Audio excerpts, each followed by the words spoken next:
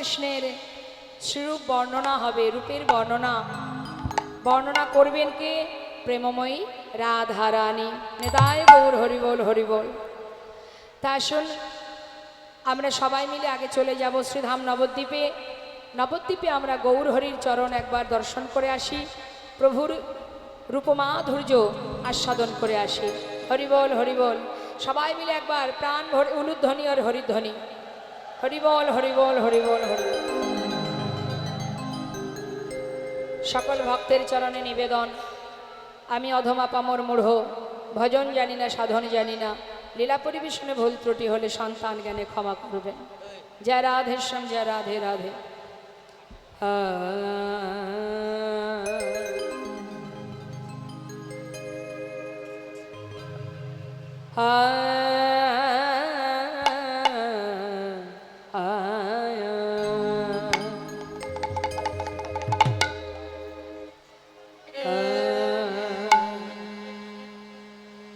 কিবা মধু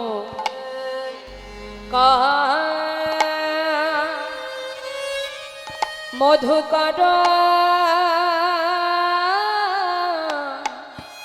রঞ্জিত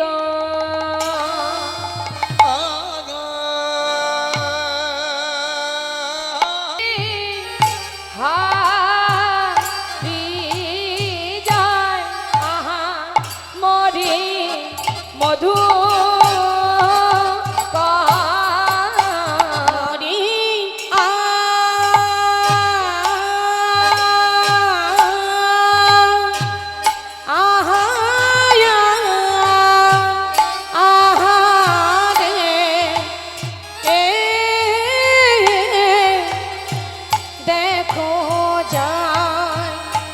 যায় রে রূপে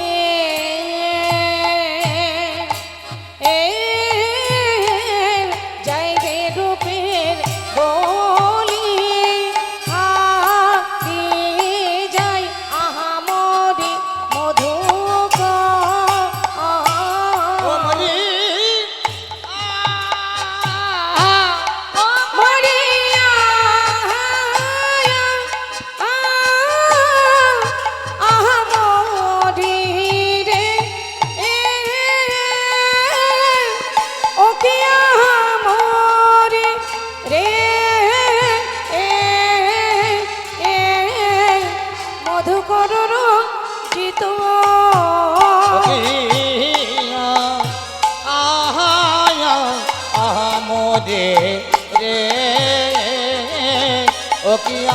মরে রে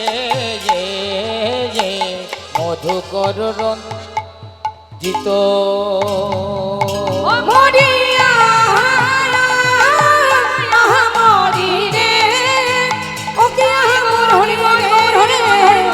মধুকর রঞ্জিত ওকে মরি রে ওকে মরি রে আজ মধুকর রঞ্জিত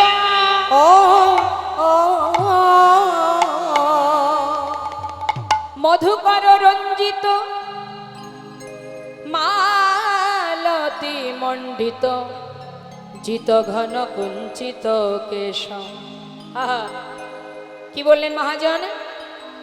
মধুকর রঞ্জিত মালতী মণ্ডিত। দেখুন রূপের পদ, সেটাকে যদি ভেঙে সুন্দর করে বোঝানো যায় খুবই ভালো লাগে, কিন্তু পদ শুনে যখন আমরা পদ মুখে উচ্চারণ করব তখন যেন আপনারা নার্ভাস হবেন না যে কি বলছে বুঝতে পারছি না, তারপরেই তো ব্যাখ্যা হবে। তাই মন দিতে হবে, একটু মন দিয়ে শুনতে হবে। মহাজনী পদ খুবই কঠিন বিষয়, রূপের পদ খুবই কঠিন। বলছি মধুকর রঞ্জিত মালতী মণ্ডিত। কে বলছে কথাটা? নদিয়া নাগরী।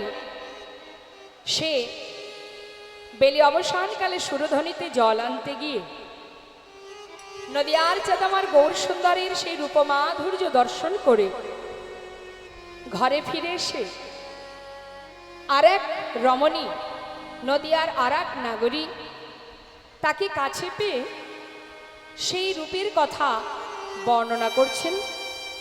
বলছেন, সজনী জানিস, আমি বেলি অবসানকালে সুরধ্বনিতে জল আনতে গিয়ে এক অপরূপ রূপের মানুষ দেখে এলাম।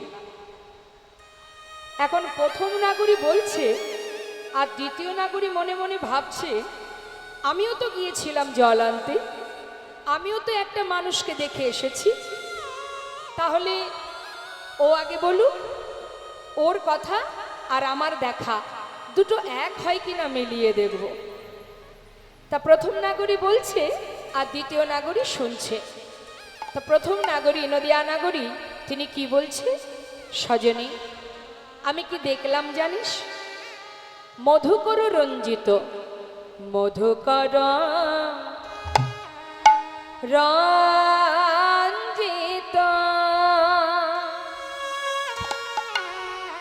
গোরার মালতী মণ্ডিত জিত ঘন কুঞ্চিত কেশ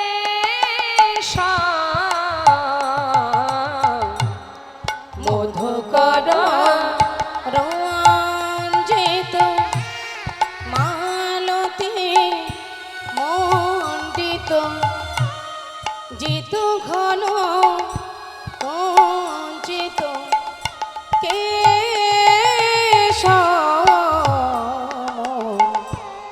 মধুকর রঞ্জিত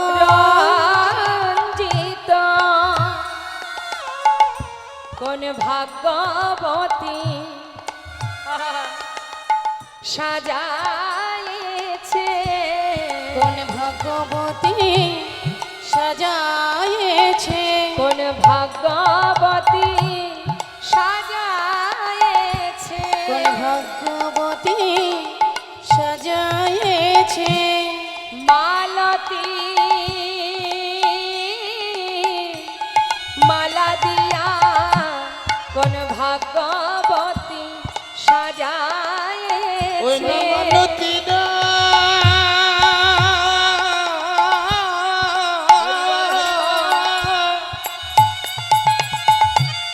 ওই মালা দিয়া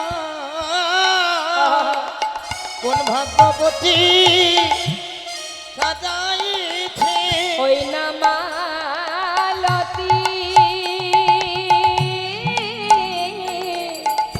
মালা দিয়া আমার গড়া বন মালিক মালতীর মালা দিয়া আর গোটা কোন মালিকে মালতীর মালা দিয়া কোন ভাগ্যবতী সাজাইছে। আহা! কি বলছেন কথাটা মা? এক নদিয়া নাগরী দ্বিতীয় নাগরীকে বলছে, দেখলাম সজনী যে মধুকর রঞ্জিত মালতী মণ্ডিত জিত ঘন কুঞ্চিত কেশ। মধুকর মানে কাদের বলে মধুকর? ভ্রমরকে বলা হয় মধুকর। আজ নদিয়ার চাঁদ গৌর সুন্দর, যার কণ্ঠে একটি মালতী ফুলের মালা, যে মালায় প্রত্যেকটি ফুলে মধুকর মানে ভ্রমর এমনভাবে ফুলের মধ্যে বসে আছে। সজনী বলছে, জানিস সই, আমি দেখলাম যেন মনে হচ্ছে ওটা মালতী ফুলের মালা নয়, দেখে যেন মনে হচ্ছে মধুকর রঞ্জিত, অর্থাৎ মধুকর দ্বারা রঞ্জিত, মধুকর দ্বারা তৈরি, তার দ্বারা গঠিত এই সুন্দর মালাখানি। তারপর ভালো করে চেয়ে দেখলাম, এক দৃষ্টিতে চেয়ে রইলাম। কিছুক্ষণ পর বুঝলাম, যখন কিনা ওই ফুলের ভিতর থেকে মধুকর ভ্রমর এক ফুল থেকে উড়ে আর এক ফুলে গিয়ে বসছে, তখন বুঝলাম সখী ওটা মালতী ফুলের মালা, মধুকর দ্বারা রঞ্জিত নয়। ফুলের মধ্যে বসে মধুকর মানে ভ্রমর ফুলে বসে মধু পান করছে, দেখলে মনে হচ্ছে যে ভ্রমর দ্বারা রঞ্জিত এই ফুলের মালাখানি। সখীরে, জিত ঘন কুঞ্চিত কেশ, তার সেই যে ভ্রমর, তার অঙ্গের যে রং, বলছে মস্তকের যে চাচর চিকুর কেশ, গৌরহরির মস্তকের যে চাচর চিকুর কেশ, কেশটি তো কালো, বলছে যে আমি দেখলাম যে কালো সেই কুচকুচে কালো কেশ, সেই কালোকে জয় করেছে এই মধুকর অর্থাৎ এই ভ্রমর। মহাজন বললেন কি অপূর্ব দর্শন, আমরাও তো গৌরহরিকে দেখি, আমরাও দেখেছি গৌরহরিকে, আর নদিয়া নাগরেও গৌরহরিকে দেখেছি। সজনী রে, শুধু তাই নয় রে, আমি আরো কি দেখলাম। আর কি দেখলি? আমি দেখলাম ওরে সেই যে নদিয়ার চাঁদ গৌর সুন্দর, তিনি দুবাহু তুলে সুরধ্বনির তীর আলো করে ভক্তগণকে নিয়ে হরিনামে মত্ত হয়ে আছে। আমি দেখতে পেলাম তার গলায় আছে মালতী ফুলের মালা। শুধু তাই নয়, আরো দেখলাম কি জানিস? তিলক কবি নিন্দিত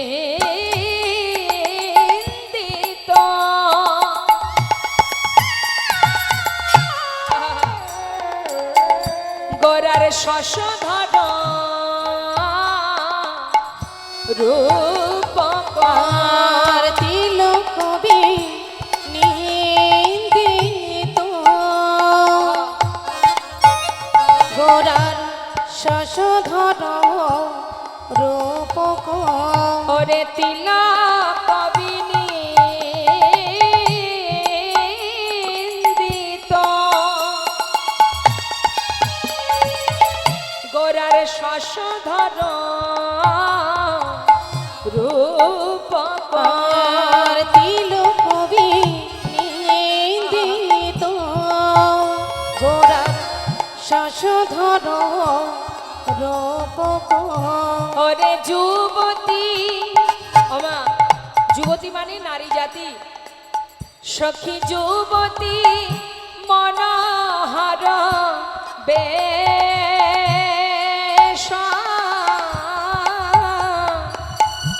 আহা যুবতী মনোহর বেশ। সখী যুবতী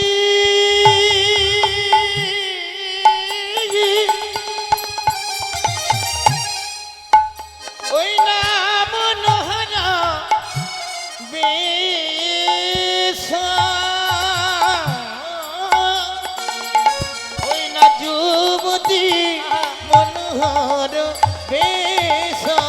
দেখলাম হরিচন্দনে সাজাইছে, হরিচন্দনে সাজায়েছে, হরিচন্দনে দেখলাম সাজাইছে, হরিচন্দনে সাজায়েছে। ওই না হরি বলা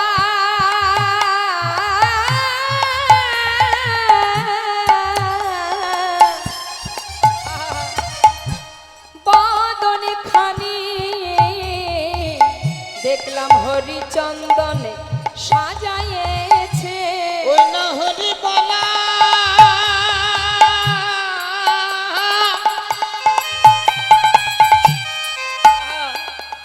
সখী রে,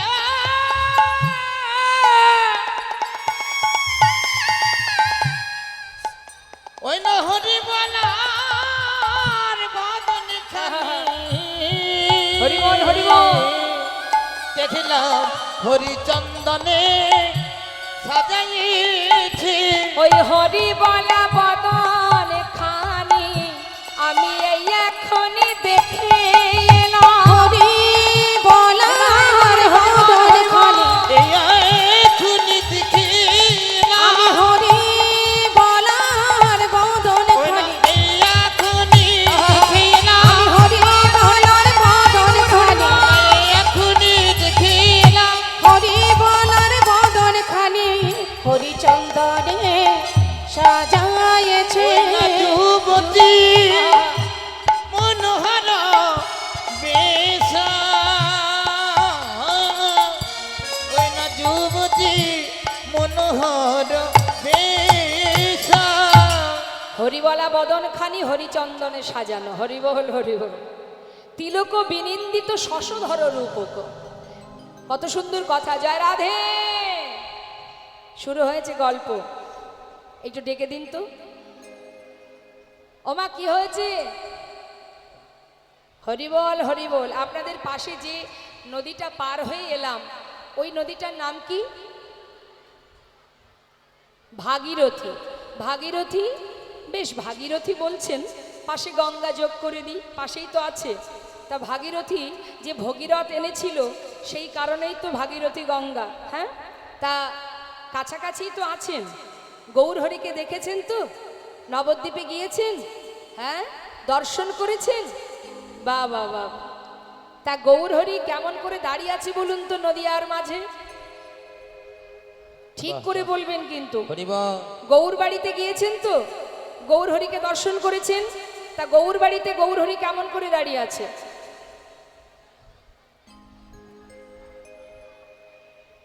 এখনো ঠিক করে হয়নি কিন্তু, ঠিক করে বলুন। এইভাবে দাঁড়িয়ে আছে?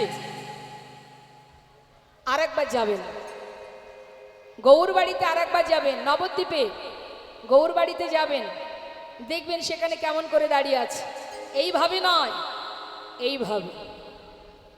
হরিবল নিতাই গৌর হরিবল হরিবল। ঠিক করে দেখতে হবে। এই হরিবাসরে এসে যেমন গল্প করছেন, লীলা শোনা হবে না? হবে না। এত গল্প করলে লীলা শোনা যাবে? একটু মন দিন কথার মধ্যে। শশধর মানে মা আমরা সবাই জানি। শশধর কাকে বলে? আকাশের চাঁদ।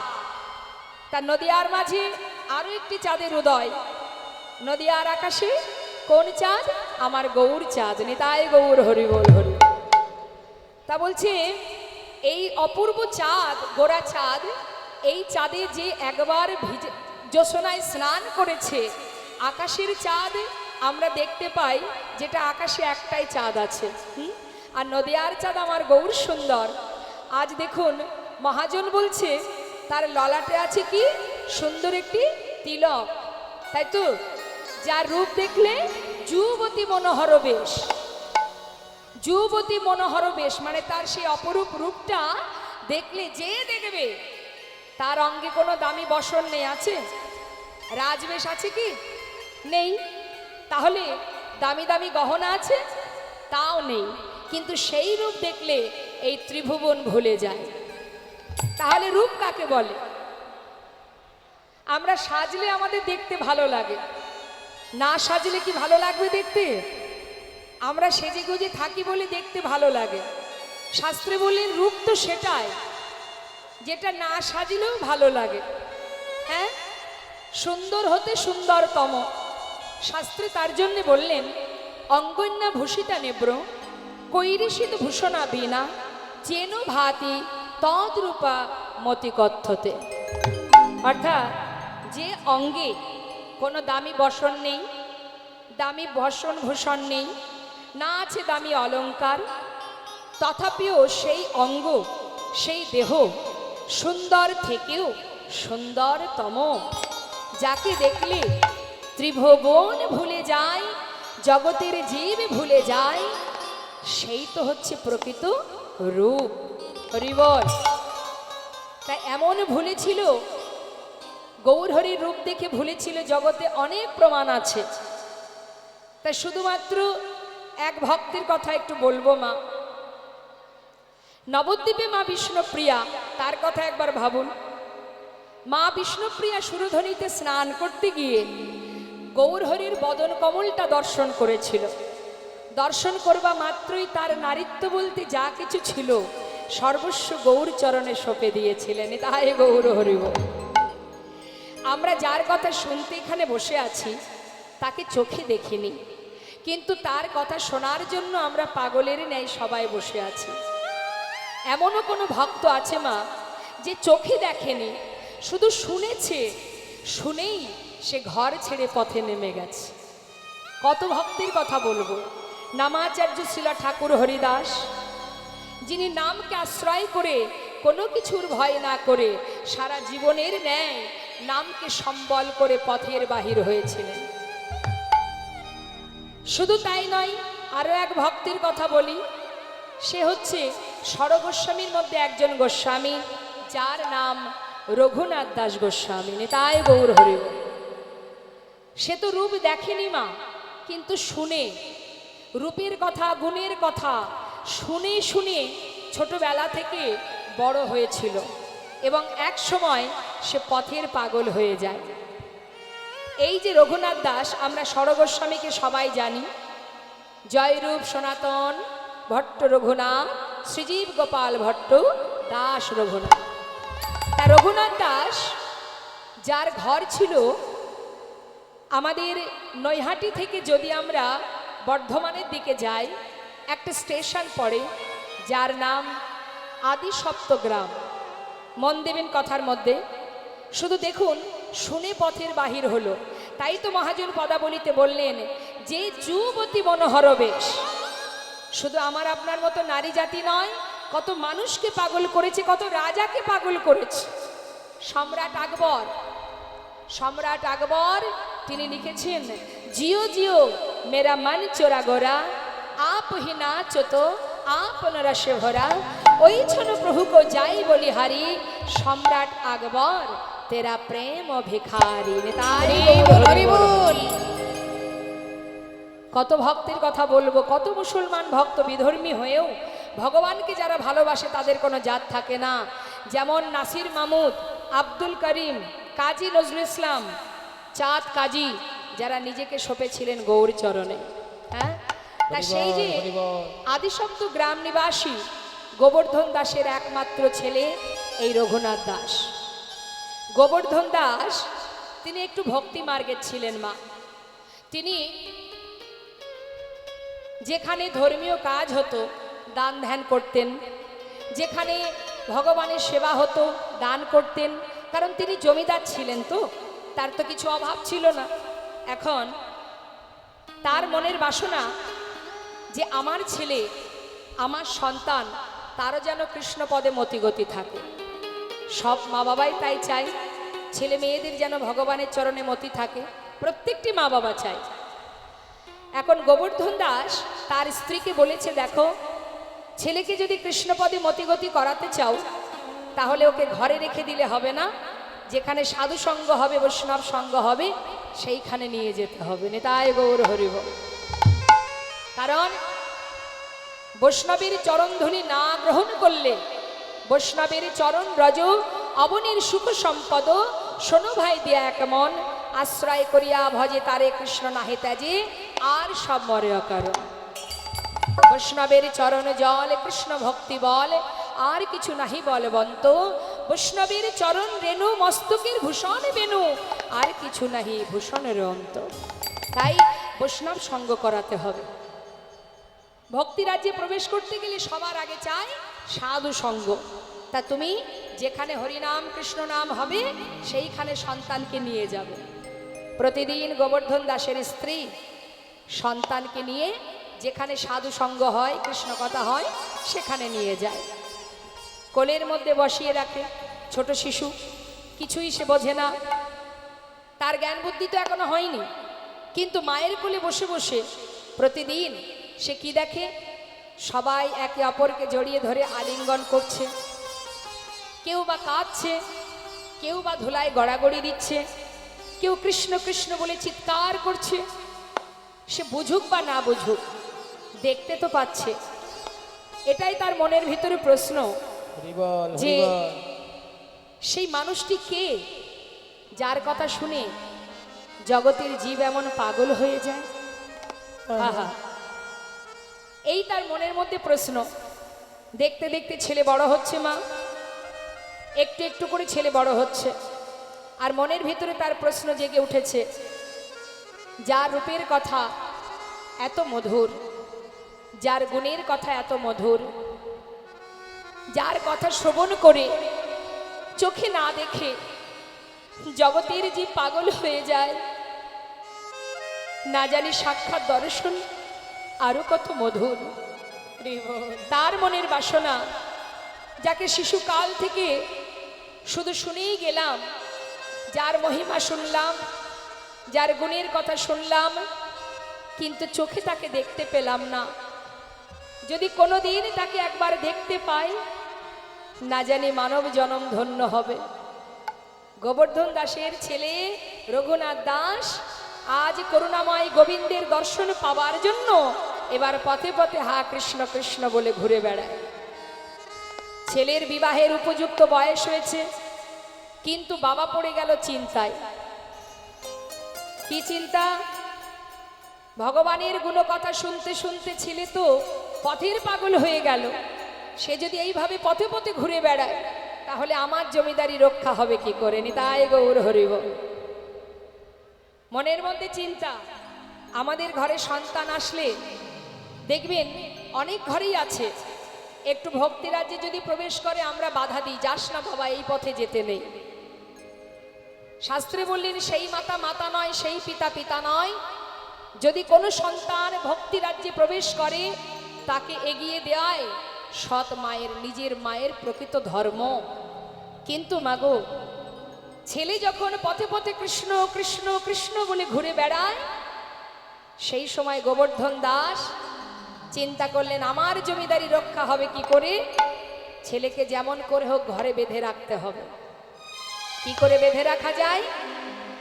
এলাকার কয়েকজনকে, যারা গ্রামের মধ্যে দেখবেন কারোর কোনো সমস্যা হলে গ্রামের কিছু গণ্যমান্য ব্যক্তিকে ডাকে আলোচনা করবার জন্য। এখন তাদেরকে ডেকে নিয়ে এসে সিদ্ধান্ত হচ্ছে যে কি করে আমি আমার ছেলেকে ঘরে বেঁধে রাখব। পাড়াপড়শি আলোচনা শুনে বলে উঠলেন, দেখো তোমার ছেলের মনে যে ভাবনা তৈরি হয়েছে সেখান থেকে তাকে তোমার এই রাজ্যে ফিরিয়ে আনা আর কোনো উপায় নেই।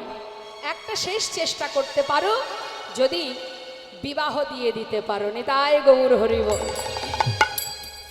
অনেক সময় দেখা যায় বিবাহ বন্ধনে স্ত্রীর ভালোবাসায় বাধা পড়তেও পারে।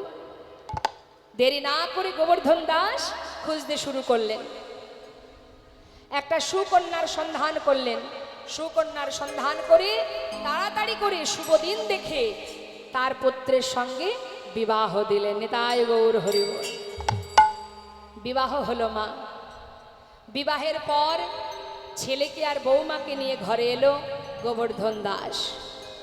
দেখুন, হৃদয় মাঝে যদি একবার কৃষ্ণ প্রেম জেগে যায়, পৃথিবীর কোনো শক্তি নেই হৃদয় থেকে সেই কৃষ্ণ প্রেমকে দূরীভূত করে দিতে পারে। সবই তার কাছে তুচ্ছ হয়ে যায়। যে জন গোবিন্দকে ভালোবাসে তার মন থেকে কোনোদিন সেই ভক্তি কেউ সরাতে পারবে না, কোনো শক্তি সরাতে পারবে না। গোবর্ধন দাস বিবাহ দিল ঠিকই, নিজের স্ত্রীকে নিয়ে রঘুনাথ দাস ফিরে এলো ঘরে। পরের দিনটাকে কি বলে মা? বিবাহের পরের দিন কাল রাত্রি।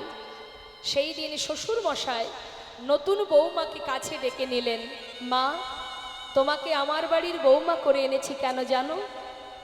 আমার ছেলে শিশুকাল থেকে এমন একটা মানুষের কথা, এমন একজনের কথা শুনে আসছে, দিনের পর দিন তার কথা শুনতে শুনতে, তার রূপের কথা, তার গুণের কথা, তার মহিমা, আজ আমার ছেলে পথের পাগল হয়ে গেছে। জানো মা, আমার এত বড় জমিদারি কে রক্ষা করবে বলো? তাই আমি আমার ছেলেকে বিবাহ দিলাম, তোমাকে আমার বৌমা করে ঘরে নিয়ে এলাম। তুমি লক্ষ্মীমন্ত মা, তুমি তোমার ভক্তি ভালোবাসা দিয়ে আমার ছেলেটাকে ঘরে বেঁধে রেখো। বাবা, আমি চেষ্টা করব। আহা, চলে গেল কাল রাত। পরের দিন এলো ফুলশয্যা রাত। ফুলশয্যা ঘরে রঘুনাথ দাস বসে বসে নয়নের জলে বুক ভাসিয়ে কাঁদছে। হে দয়াময়, এ কোন কঠিন পরীক্ষায় তুমি ফেলেছো আমায়। শুধু তোমাকে ভালোবেসেছি বলেই কি জীবনের বড় আশা তোমায় একটিবার দেখতে চাই। এই চাওয়াটাকে কি আমার ভুল? কেন তুমি এমন বাঁধনে বাঁধতে চাইলে আমায়? কেমন করে বাঁধন ছিঁড়ে তোমার কাছে পৌঁছাবো করুণাময়? শিশুকাল থেকে তোমার মহিমা শুনতে শুনতে আমার যে বড় আশা, একবার তোমায় দেখতে চাই। এ তুমি কোন পরীক্ষায় ফেলেছো আমায়? রঘুনাথ দাস আপন মনে প্রভুর চরণ স্মরণ করে কাঁদছে। তার স্ত্রী, তার সহধর্মিনী, নাম তার সরজু, জিজ্ঞাসা করছে, স্বামী আজকের এই ফুল সজ্জা রাত্রি তোমার আমার জীবনের আনন্দের দিন। আজকের দিনে তুমি ফুলসজ্জা ঘরে বসে কাঁদছো কেন? আজকের দিনে আমাদের সুখের দিনে তোমার চোখে জল কেন? তবে কি এই বিবাহেতে তোমার কোনো মত ছিল না? তোমার কি ইচ্ছা ছিল না? নাকি আমাকে তোমার পছন্দ নয়? কেন তুমি কাঁদছো? আজ তো আমাদের জীবনের আনন্দের দিন, সুখের দিন, তুমি কাঁদছো কেন স্বামী? রঘুনাথ দাস বলছে, সরজু তোমার প্রশ্নের উত্তর আমি দেব। তার আগে আমি তোমাকে জনিতাই আমি দুটো প্রশ্ন করব, সেই প্রশ্নের উত্তর তোমাকে দিতে হবে। বেশ, বলো স্বামী। সরজু, বিবাহের পর তুমি এই ঘরে এসেছো, এই ঘরের তুমি কে হও? স্বামী, এই ঘরের আমি কুলবধূ। বাহ, আচ্ছা সরজু, আমার কে হও? আমি তোমার সহধর্মিণী। ঠিক বলেছ। আচ্ছা সরজু, সহধর্মিণীর কাজ কি হয়? স্বামী, আমি তো অত জানি না, তবে গুরুজনের কাছে শুনেছি স্বামীর ধর্মের পথে সহায়তা করাই সহধর্মিণীর একমাত্র কাজ। সরজু, তুমি ঠিকই বলেছো সরজু। এই যে কথাটা তুমি আমায় বললে, স্বামীর ধর্মের পথে সহযোগিতা করা, তবে আজ শোনো, তোমায় আমি বলি কেন আমি কাঁদছি জানো? শিশুকাল থেকে মায়ের কোলে বসে এমন একজনের রূপের কথা, গুণের কথা, মহিমা শ্রবণ করতে করতে আজ আমি এত বড় হয়েছি। যার রূপের কথা এত মধুর, যার গুণের কথা এত মধুর, যার মহিমা এত মধুর, না জানি সাক্ষাৎ দর্শন আরো কত মধুর। মনে বড় বাসনা, যাকে শুধুমাত্র শুনেছি তাকে একবার দেখব। তাই তো পথে পথে ঘুরি, কৃষ্ণ কৃষ্ণ বলে ডাকি। আমার পিতা নিজের প্রয়োজনে আমাকে ধরে রাখবার জন্য, তাদের প্রয়োজনে আমাকে রাখবার জন্য আমার সঙ্গে তোমার বিবাহ দিয়েছে। বলে সরজু, তুমি কি আমার ধর্মের পথে সহায়তা করবে? স্বামী, তুমি কি বলছো আমায়? আমি তোমার কথা কিছু বুঝতে পারছি না। সরজু, আজই এই রাত্রেই সবার অলক্ষ্যে তুমি আমার হাতটি ধরে একেবারে বাহির দরজার বাহির করে দেবে। পারবে সরজু? বলো, তুমি আমার জন্য এটুকু করতে পারবে? সরজু পড়েছে বিপদে। মা, কি করব আমি? একদিকে শ্বশুরের বাক্য, মা তোমার ভালোবাসা দিয়ে ছেলেটাকে ঘরে বেঁধে রেখো, ও ছাড়া যে আমার আর কেউ নেই। একদিকে স্বামীর বাক্য, সরজু চিরতরে সেই মানুষটাকে একবার দেখতে দাও। আমি কোন পথে যাব? কি করা উচিত আমার? বড় চিন্তায় সরজু। কার কথা শুনবো, শ্বশুরের বাক্য না স্বামীর বাক্য? বসে বসে কাজ। কিছুক্ষণ পর মনে মনে ভাবলেন, মা জগতে সবার কথা অমান্য করা যায়, শ্বশুরের কথাও অমান্য করা যায়, স্বামীর বাক্য তো লঙ্ঘন করা যায় না। স্বামী, তুমি যাবে? সত্যি তুমি তাকে দেখতে চাও? আমার হাত ধরো, চলো তোমাকে বাহির করে দিয়ে আসি। সরজু, শুধু ঘর থেকে দিলে হবে না, একেবারে বাহিরে দরজার বাইরে দেবে। কেন জানো? চেয়ে দেখো, চারিপাশে প্রহরী আছে। যদি কেউ দেখতে পায় যে আমি একা ঘর থেকে বেরিয়ে যাচ্ছি, তাহলে চারিদিকে খবর হয়ে যাবে তাই তুমি আমার সঙ্গে থেকে আমাকে একেবারে বাহিরের পথে নামিয়ে দেবে স্বামী। তাই হবে, আমার হাত ধরো। হরি বল। শুধু তোমার কাছে আমার একটি নিবেদন স্বামী গো,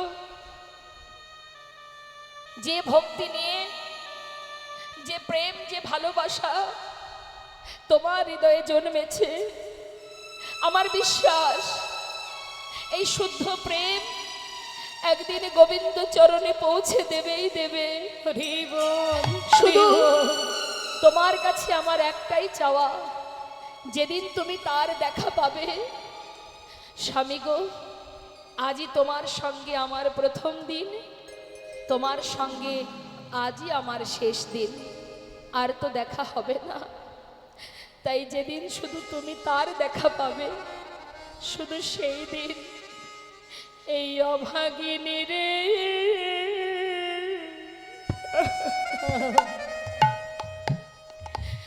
তুমি করো করো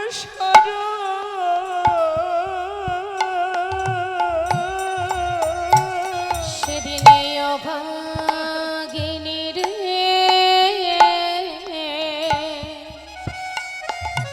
তাই গৌর হরি বল, হরি বল। তুমি করো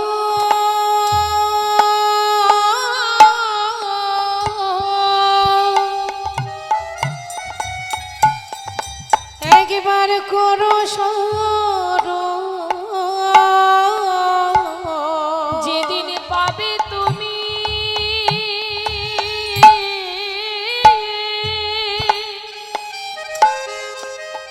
পাবে তুমি ওই গোবিন্দ গোবিন্দ চরণ, সেদিন অভাগিনী রে একবার করো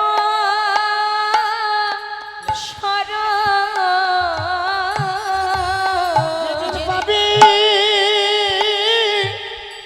তুমি